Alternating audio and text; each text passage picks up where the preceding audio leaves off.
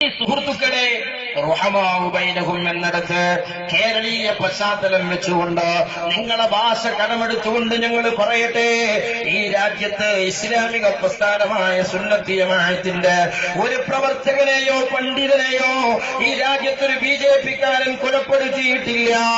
ഞാൻ ചോദിക്കട്ടെ സിംസാറെ, അമ്പലക്കണ്ടിയിലെ KTC ഖാദർ എന്ന് പറയുന്ന മദ്രസ അധ്യാപകന്റെ തലയോട്ടിയിലേക്ക് കമ്പിപ്പാര അടിച്ചു കയറ്റി, അതാ പച്ചയായ ശരീരത്തിലേക്ക് അടിച്ചു കയറ്റുന്ന കമ്പിപ്പാരയുടെ വേദന കൊണ്ട് നടുറോട്ടിൽ കിടന്ന് പിടയുന്ന ഖാദറിന്റെ തലയില് പച്ചപ്പൊടി കെട്ടാനാ ഞങ്ങൾക്ക് ഈ കമ്പി തറക്കുന്നതെന്ന് വിളിച്ചു പറഞ്ഞ ആ മനുഷ്യാധവന്മാർക്കെതിരെ ജീവിതകാലം ഇത്രയും പ്രസംഗിച്ചിട്ട് കാമ എന്ന് പറയാൻ നിങ്ങളെ നാക്ക് പൊന്തിയിട്ടുണ്ടോ?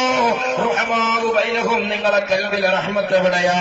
കിടങ്ങയത്തെ കുട്ടിക്കയെ തെരുവിലിട്ട് പേപ്പട്ടിയെ കൊല്ലുന്നത് പോലെ കൊലപ്പെടുത്തിയിട്ട് ആ പേപ്പട്ടിയെ കൊല്ലുന്നത് പോലെ കൊലപ്പെടുത്തിയ കുട്ടിക്കയുടെ ഘാതകന്മാര്, ആ മനുഷ്യാധന്മാര് എന്നും നിങ്ങളുടെ കൂടെ തോളോട് തോൾ ചേർന്ന് നിങ്ങളെ സംഘടനകളിൽ, നിങ്ങളെ രാഷ്ട്രീയ പാർട്ടികളിൽ, നിങ്ങളെ പള്ളി കമ്മിറ്റികളിൽ വിലസുമ്പോ റുഹമാഉ ബൈനഹു എവിടെ സിംസാറയാ റഹ്മത്ത്?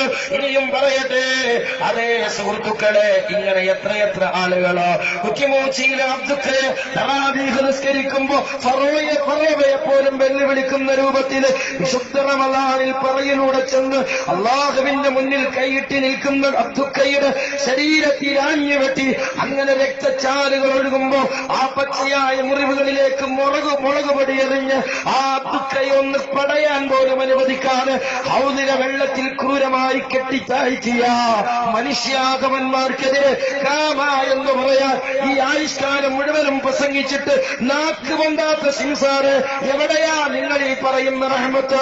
എവിടെയാ ഈ റുഹമാഉ ബൈനഹും എന്ന് ജനങ്ങളോടൊന്ന് വിശദീകരിച്ചു കൊടുക്കണേ.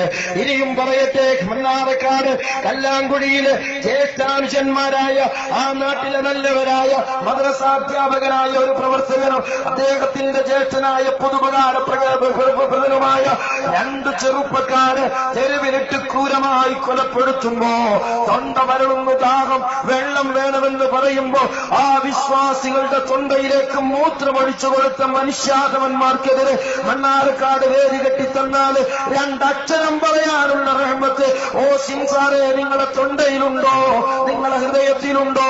നിങ്ങളെ ശരീരത്തിലുണ്ടോ? നിങ്ങളെ മജ്ജയിലുണ്ടോ? നിങ്ങളെ രക്തത്തിലുണ്ടോ? ഏതാണ് ഈ പറയുന്ന റഹ്മത്ത്? അരികുന്നവർക്ക് തിരിയുന്ന രൂപത്തിൽ നിങ്ങളൊന്ന് വിശദീകരിച്ചു തരണേ സിംസാറേ. AP ഉസ്താദ് മോഡി ഉദ്ഘാടനം ചെയ്യുന്ന ഒരു പരിപാടി പോയിട്ടുണ്ട് എന്ന് ഉറപ്പാ. പത്രക്കാർ ചോദിച്ച പുസ്തകം ഞാൻ ഇന്നലെ മോഡിനെ കണ്ടുക്കണേ. അതിലൊക്കെ ഒരു നിലപാട് വേണ്ടേ? എന്തായിരുന്നു സൂഫി സമ്മേളനം? ആ സൂഫി സമ്മേളനത്തിലെ പ്രഖ്യാപനം ഇതാ ജമാഅത്തെ ഇസ്ലാമിയുടെ മുഖപത്രമായ പ്രബോധനം എടുത്തുകൊടുക്കുക. ആ പ്രബോധനം സൂഫി സമ്മേളനത്തെ വിമർശിക്കാൻ വേണ്ടി ഇറക്കിയ പതിപ്പാണ്. ആ പതിപ്പിൽ ആ സൂഫി സമ്മേളനം പ്രഖ്യാപിച്ച പ്രഖ്യാപനങ്ങൾ എടുത്തുദ്ധരിച്ചിട്ടുണ്ട്. എടുത്തുദ്ധരിച്ചതിൽ സുഹൃത്തുക്കളെ 25ഓളം വരുന്ന പ്രഖ്യാപനങ്ങൾ. ആ പ്രഖ്യാപനങ്ങളിൽ മുസ്ലിം ന്യൂനപക്ഷങ്ങൾക്ക് അപകടമായ, അവരുടെ വിശ്വാസങ്ങൾക്കെതിരായ, സുന്നത്തി ജമാഅത്തിന് പ്രത്യേകിച്ച് അപകടം വരുത്തുന്ന ഒരു പ്രഖ്യാപനം അല്ലെങ്കിൽ മോഡിയെ സപ്പോർട്ട് ചെയ്യുന്ന ഒരു പ്രഖ്യാപനം നിങ്ങൾക്ക് ചൂണ്ടിക്കാണിച്ചു തരാൻ പറ്റും? ഞാൻ പ്രബോധനത്തിൽ നിന്നാ വായിക്കുന്നത്. ആ പ്രബോധനത്തിൽ അതിലെ പ്രഖ്യാപനം, ആ പ്രഖ്യാപനത്തിൽ ഒന്ന് കേട്ടോളൂ. ഇന്ത്യയുടെ അഖണ്ഡതക്കായി സമഗ്ര ദേശീയതയിലൂന്നി നിന്നുകൊണ്ട് വിഭാഗീയതയുടെ എല്ലാ ശക്തികളെയും തള്ളിക്കളയുകയും അവയുമായി തങ്ങൾക്കൊരു ബന്ധവുമില്ലെന്ന് വ്യക്തമാക്കുകയും ചെയ്യുന്നു. വർഗീയ വിദ്വേഷം വമിക്കുന്നവർ ഇന്ത്യൻ ഐക്യദാർഢ്യത്തിന് വലിയ ഭീഷണിയാണ്. അത്തരത്തിലുള്ളവരെ മതവും ജാതിയും പരിഗണിക്കാതെ നീതിക്ക് മുമ്പാകെ കൊണ്ടുവരണം. ഗുജറാത്ത് കലാപത്തിൽ മോഡിക്ക് പങ്കുണ്ടെങ്കിൽ മോഡിയെ കോടതി കൊണ്ടുവരണമെന്ന സൂഫി സമ്മേളനം പ്രഖ്യാപിച്ചേ. മനസ്സിലായോ? ഇത് പ്രബോധന ഉദ്ധരിച്ച് സൂഫി സമ്മേളനത്തിൽ നടന്ന ഒരു പ്രഖ്യാപനം ഇന്ത്യയുടെ ദേശീയതയ്ക്കെതിരെ, ഇന്ത്യയുടെ അഖണ്ഡതയ്ക്കെതിരെ വർഗീയ സംഘടനകളിലും തീവ്രവാദ പ്രവർത്തനങ്ങളിലും കൊലപാതകങ്ങളിലും പങ്കെടുത്ത ആളുകളെ മതം നോക്കാതെ ജാതി നോക്കാതെ ഇന്ത്യൻ നീതിപീഠത്തിന്റെ മുമ്പിൽ കൊണ്ടുവരണം.